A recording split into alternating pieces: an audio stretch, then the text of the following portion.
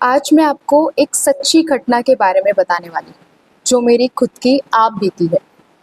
क्या आपने मसूरी में उस क्लिफ के बारे में सुना है, जहाँ पे लोग जाते तो हैं पर कभी वापस नहीं आते? एक बार की बात है, मैं और मेरे कुछ कॉलेज के दोस्त हम लोगों ने प्लान किया कि हम मसूरी घूमने जाएंगे। और मसूरी में हम लोग घूमने निकल गए। काफ़ी दूर चल के एक बहुत ही सुंदर सी पहाड़ी हमें दिखाई दी। वहाँ पे हम रेस्ट करने के लिए रुक गए और उस पहाड़ी के पास ही हमने देखा एक खंडर, जो कि दूर से देखने में बहुत इंटरेस्टिंग लग रहा था। अब हमारे अंदर की क्यूरियोसिटी जाग गई कि चलो देखते हैं उस खंडर में क्या है और कुछ फोटोज क्लिक करवा के आते हैं। तो वहीं पे पास में एक जो चाय की दुकान थी, वहाँ पे कुछ लोकल लोग बैठे हुए थे और वो हमारी बातें सुन रहे थे। तो उनमें से एक बूढ़े से दादाजी ने हमसे कहा कि तुम वहाँ मत जाओ और वहाँ जाने की सोचना भी मत। तो हमने कहा कि आप ऐसा क्यों कह रहे हो? तब उन्होंने बताया कि कुछ दिन पहले एक टूरिस्ट आया था जिसका नाम रवि था। वो काफ़ी दूर से आया था और वो भी उस खंडर को देख के काफ़ी क्यूरियोसिटी उसके अंदर भी जग गई। तो उसको भी मना किया कि आप भी मत जाइए यहाँ पे, पर उसने कहा मैं इन सब चीज़ों में नहीं मानता, मैं तो जाऊँगा। और ऐसे करके जो रवि था वो उस खंडर के पास चला गया, और वो भी रात को।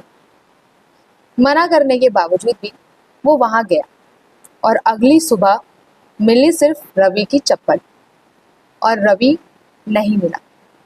ये सब बातें हमने सुनी, पर हमें लगा ये सब कहीं सुनी बातें हैं और हमने भी इस पे यकीन नहीं किया। हमने प्लान किया कि अब तो सनराइज हम इसी खंडर से देखेंगे। फिर हमने पास ही में वहाँ पे एक स्टे ले लिया। रात को हम वहाँ पे रुके और हमने प्लान किया कि सब 2:30 बजे उठेंगे और अपना सामान पैक करके और चल देंगे खंडर की तरफ। और रात जब हुई तो पता नहीं एक अलग सी बेचैनी मुझे महसूस हो रही थी, मगर मुझे लगा शायद ये मेरी थकान की वजह से हो रहा है। और वहीं हम लोग, जैसा हमने प्लान किया था, हम 2:30 बजे उठे, अपने बैग पैक किए और हम चल दिए खंडर की तरफ। अब जैसे जैसे हम उस खंडर के पास जा रहे थे, एक अजीब सा एहसास हो रहा था।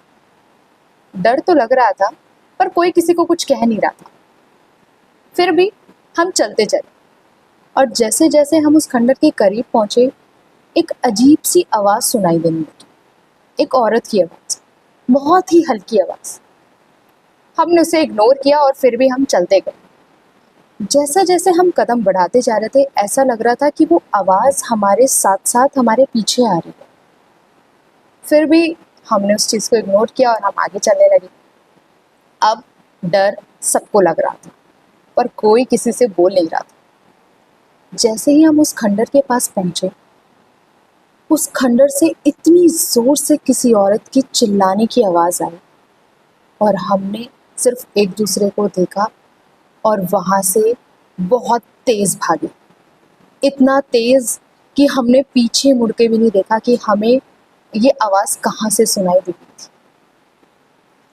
अब 3:30 बजे का समय था। जितना तेज हम उस खंडर से दूर भाग सकते थे, हम भागे। और कुछ देर बाद जब हम अपने रूम्स पे वापस पहुँचे, सब सबकी डर से हालत बहुत ख़राब थी, बहुत ही ज़्यादा ख़राब।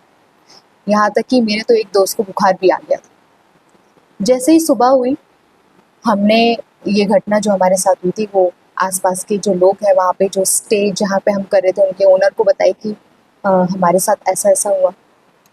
तब उन्होंने हमें बताया कि काफ़ी साल पहले उस खंडर में एक आदमी ने, जो कि काला जादू करता था, उस आदमी ने अपने 7 महीने की गर्भवती महिला को, अपनी पत्नी को, वहाँ पर उसकी बलि चढ़ाई थी।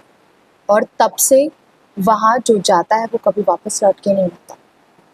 यहाँ तक कि जब बाद में ये पता लगा कि उसकी पत्नी की वहाँ पे उसने बलि चढ़ाई है, तो बाद में गांव वाले उसको ढूंढने भी गए, उस आदमी को। पर ना तो वहाँ उस औरत का शव मिला और ना उस आदमी की लाश।